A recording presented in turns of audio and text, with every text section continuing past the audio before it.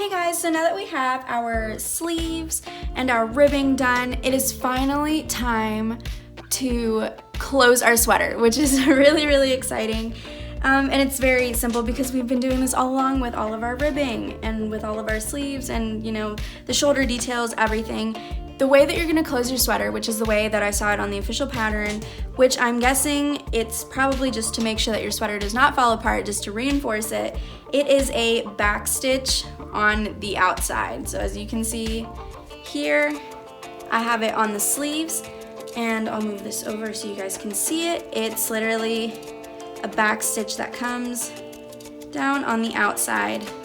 And of course, I will also be showing you how to close your sweater, your ribbings on here, because I didn't really like the whole back stitch thing on the outside on the ribbing, but I just thought this was a more cleaner look. And if you've watched my previous video about doing my invisible stitch to stitch your ribbing together, if you did it in two pieces, you're already ahead.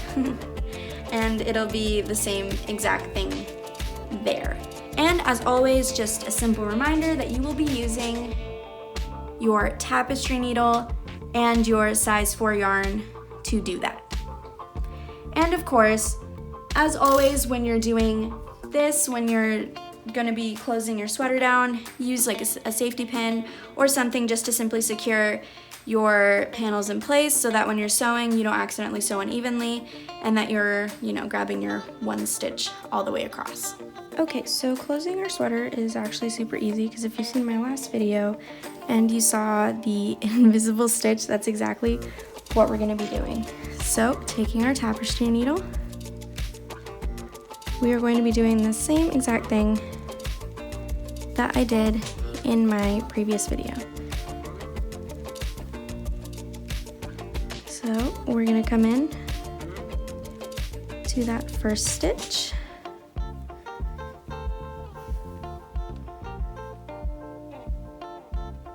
And we are going to make sure that we only are grabbing 2 stitches. Oh, make sure we don't get all this tangled up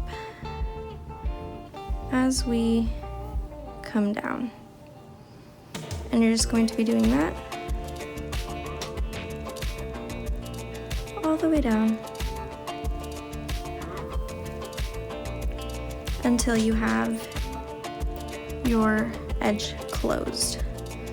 So it's literally just coming in like you did before. If you did your ribbing in 2 pieces, you'll already be familiar with this. If you haven't, it's super simple.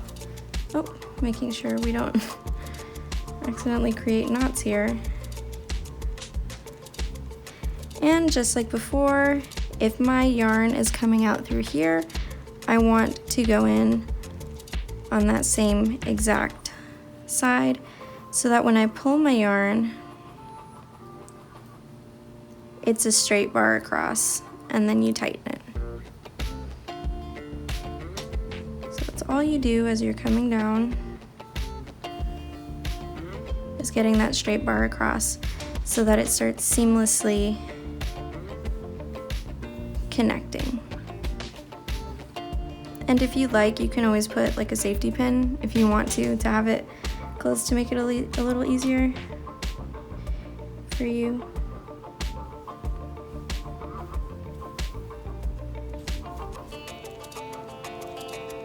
And remember that the bars go straight across, and that just lets you know that you're evenly stitching and that your edge is not gonna turn out weird, that it's gonna be nice and even.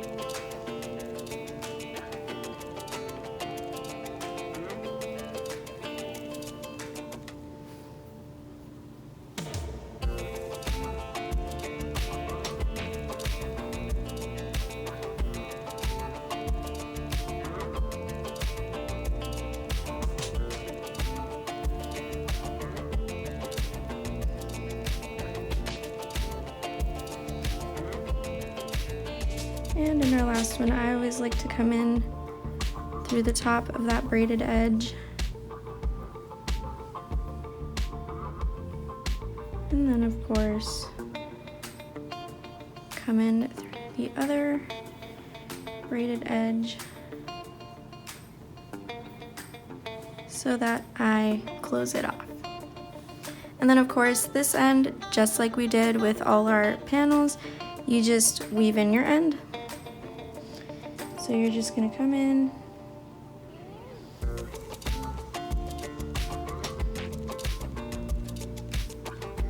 basically just weave in your tails as you have been doing with all your panels.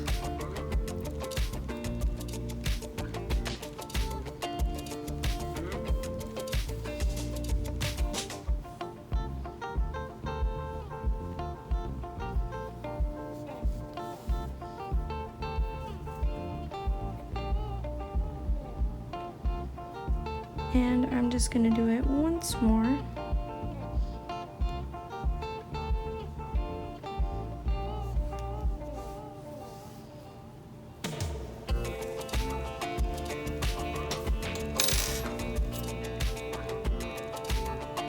And then of course, stretch it out, and there we go. And then once you have your side, it should be pretty seamless.